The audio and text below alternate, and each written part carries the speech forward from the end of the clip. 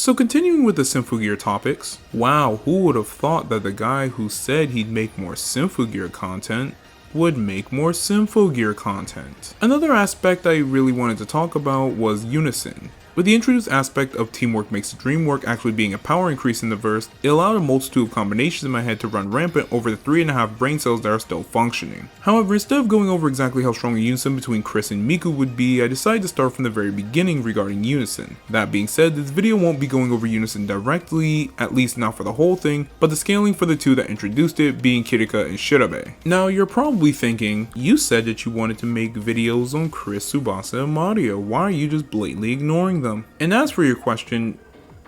I don't know, it's actually a really good question. But until then, we have the twin blades of Zababa to go over. I'll try to go over their scaling as individuals a bit, but most of their feats include their unison, so expect a lot of 2v1s. Anyways, with that out of the way, let's just get straight into it.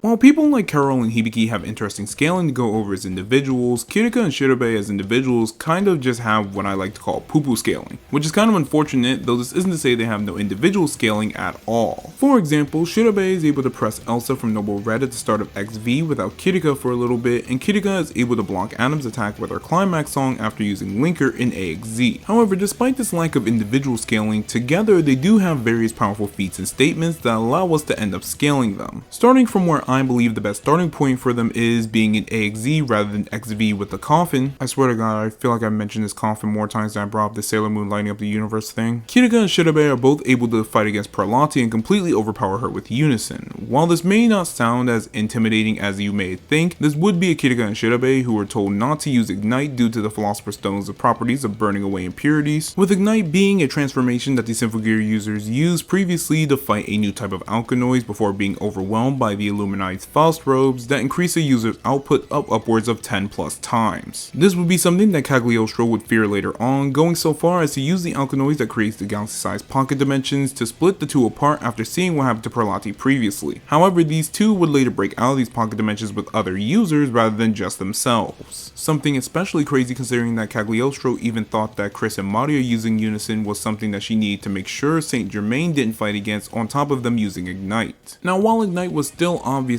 a factor here, Cagliostro already saw that unison between Kirika and Shirabe were able to defeat Perlati in her Faust robe, which was able to deal with Negretto Ignite characters already, on top of her already being stronger than the alkanoids that they were fighting with that they need the Ignite module for regardless. Not only that, but unison was also stated to be a strong factor to compensate for their loss of Ignite from the Illuminati, which only goes to show that unison regularly was around a Negretto level increase in power. This is also supported by Kirika and Shirabe being stated to be the strongest out of all the users when utilizing unison, which only supports the fact these two should be around what every Negretto was for the other users just in their base utilizing unison. They will proceed to climb this amp multiple times over when they do fight against the coffin, but their most prominent feats following this would be their combat with Elsa and their combined fight with the other users against Shemha. While the latter was something of a group effort with every other character just being around the same amount of strength and speed to each other, something else that was quite curious to mention was the fight against Elsa, who while using V combined got absolutely stomped by the two. Now while Elsa is implied to be the weakest of the three in Noble Red, this still was a Shemha amped Elsa without any sort of nerfs, as even with the fights between the users in Noble Red, Malark stated that they wouldn't need the Daedalus End to beat them despite their knowledge of Amalgam, with Daedalus End being attacked to threaten all of the users post coffin fight. But comparing Elsa's fight to the other Noble Red fights on the moon, Vanessa nearly got one tap through Chris and Hibiki ramming into her with Cocoon and was basically left with half of a body, though Cocoon was the defensive form of Amalgam, while Malark was split with a blood puppet that fought against a unison Tsubasa and Mario. Meanwhile, Kirika and Shirabe were both able to completely overpower Elsa to a point where she was unable to use any further attachments after using V combined and having it destroyed without any issue. They would follow this up by fighting alongside the other Burning X-Drive users with Carol, and they were even able to force Shemha to parry a couple of their attacks instead of just simply blocking them, with Shemha being able to fight against Carol, whose output was able to provide 5 X-Drives worth of phonic gain when she was first reawakened in the Chateau de Tafage. In short, the two should scale to the other X-Drive users and Carol, since Carol needed all 6 of them to utilize unison together to fight against Shemha's Deus Ex Machina form, with Carol being so powerful that even Shemha thought her Alcahest would beat her, and several sources stating that Carol's alchemy was one that came close to shooting down God. Especially when Kirika and Shirabe are able to combine their attacks with Maria to increase their power drastically to destroy various creatures created by Shemha, and almost destroy her Deus Ex Machina form with the other 4 users and Carol.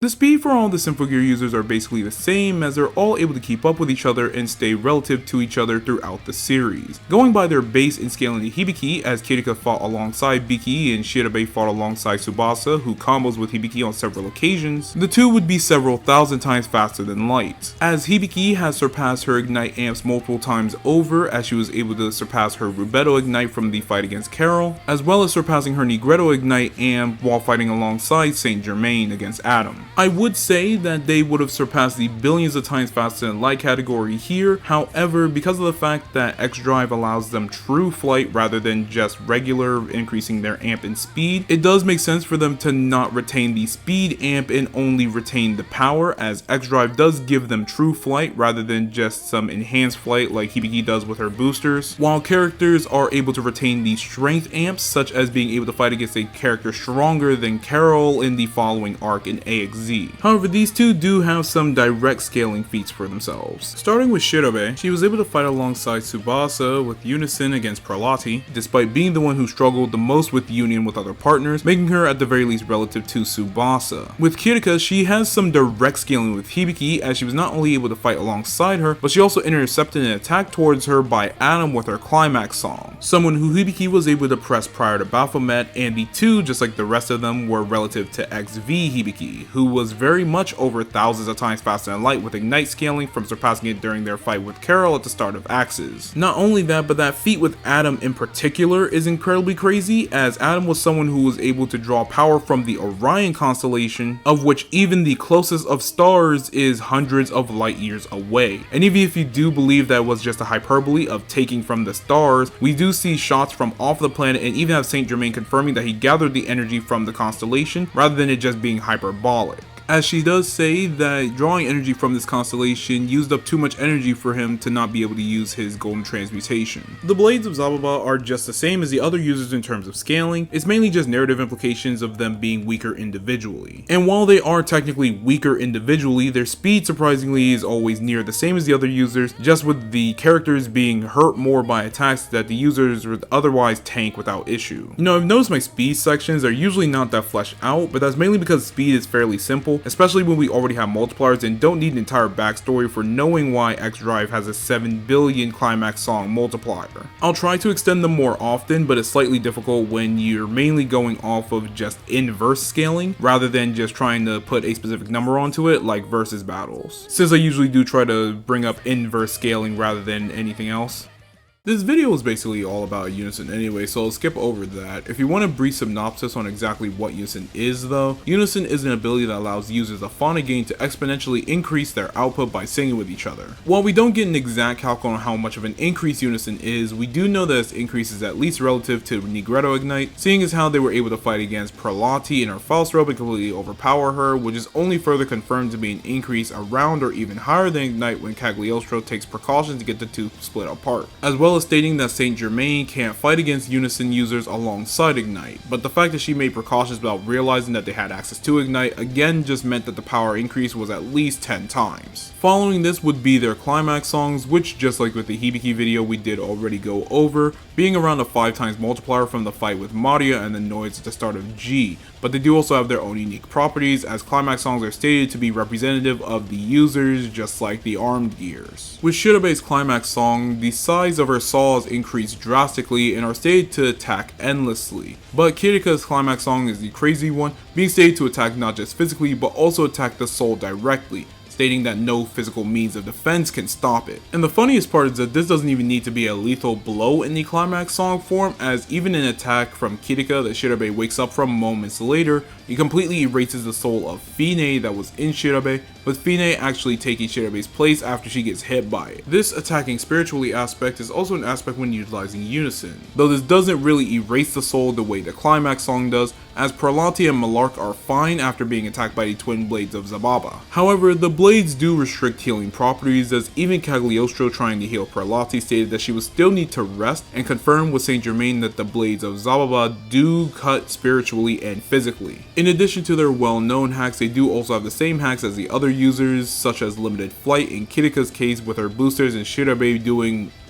whatever this is, while the two have their own unique hacks like having the ability to combine their weapons into various forms, such as when Kirika and Shirabe fight against Elsa, only for Kirika to catch Shirabe's yo-yos, combining them with her siphon and launching them like a Bay Wheels toy. You guys wouldn't understand that reference, but then again, who would? Who remembers Bay Wheels? Or combining their weapons with Maria in the fight against Shemha, while also being able to manipulate their weapon sizes, launching them like projectiles, so on and so forth. Alongside that, both can restrict enemies' movements, with Shirabe using her yo-yos and Kirika having her links that she can launch at her opponent. There's a lot here, but the key points here are unison and the union of their weapons, as those two are the most fearsome powers in the verse, which are only confirmed by various adversaries and statements in the keywords. Thanks for watching. I enjoyed talking about Symphogear again, and this most definitely will not be the last time you hear me talking about this series. Might be one of the very few times I really crunch videos if we really do get a season with week-to-week episodes. If I get the chance to, I will be talking about X-Drive Unlimited, but that's an entirely new can of worms that I don't know if I want to get into or not. But now that we've cleared most of the Symphogear topics I wanted to talk about, we can now move on to something more interesting. At least to you guys at this. That being said, the next video has not been decided just yet, though it is a toss-up between two different topics that I wanted to go over for a little bit, so be on the lookout for whatever I drop next. So be sure to like and subscribe if you enjoyed, or if you hated the video, leave a coffin-sized dislike and tell me why Symphogear is mid in the comments. And as always, ciao.